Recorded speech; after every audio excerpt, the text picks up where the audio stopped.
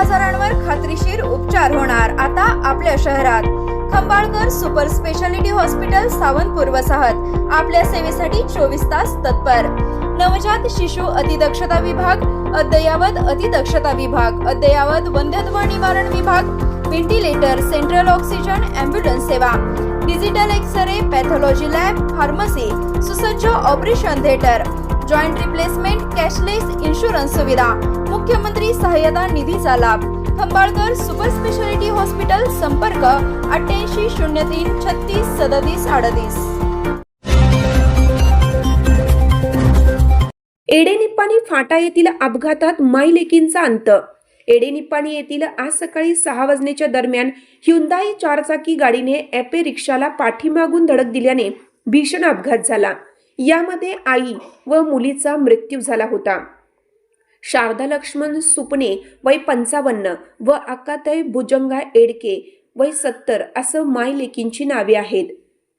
एडेनिप्पाणी फाटा तालुका वाळवा हद्दीतील अरुण पाटील धाब्यासमोरील कोल्हापूर दिशेने जाणाऱ्या रोडवर आज सकाळी 6 वाजण्याच्या दरम्यान ॲपे रिक्षा क्रमांक MH10G2327 ही कोल्हापूर जिल्ह्यातील असून पोर्ले या ठिकाणी जात असताना पाठीमागून भरधाव येणाऱ्या ह्युंदाई 4 चाकी गाडीने धडक दिल्याने ॲपे रिक्षा मुख्य रस्त्यावरून 20 फूट खाली पडली।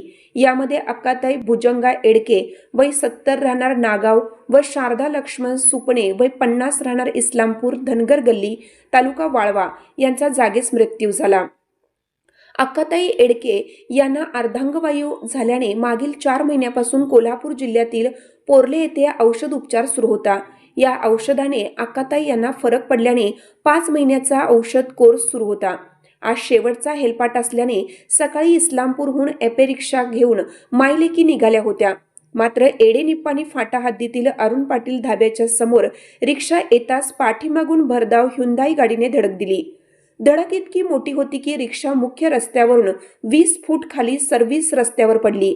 यामध्ये पाठीमागे असलेल्या दोघी मायलेकी रिक्षातून 10-15 फूट लांब रस्त्यावर पडल्या। यामुळे दोघींचा जागीच मृत्यू झाला। घटनेची माहिती मिळताच कुरडप पोलीस स्टेशनचे सहाय्यक पोलीस निरीक्षक विक्रम पाटील, पोलीस बाबर सह टीम घटनास्थळी हजर झाली। पंचनामा करून मृतदेह शवविच्छेदनासाठी सरकारी रुग्णालयात पाठवण्यात आला। पुढील तपास कुरडप पोलीस करीत आहेत।